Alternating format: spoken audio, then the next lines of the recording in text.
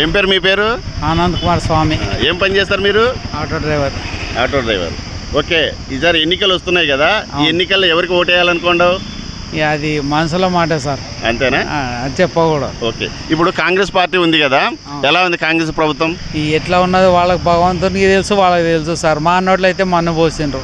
ఎందుకు బస్సులు ఫ్రీ పెట్టి మాకేమున్నా చెప్పు.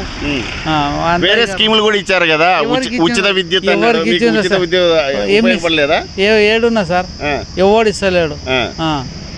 ఇవన్నీ ఒట్టి మాటలు సార్. ఎవరికి ఓటేసినా దండగానే. ప్రభుత్వాన్ని ఏమో సరిగా పని చేయలేదని చెప్తున్నావు. అవును, కరెక్ట్. ఇప్పుడు మాకైతే లాసే కదా సార్. మేము రోడ్డు మీద ఏం బతకాలో చెప్పు. ఎవరికి ఇస్తా సార్? నా 30-40 ఏళ్ళు 55 ఏళ్ళు పెద్ద ఆడపిల్లలకి ఇస్తారా?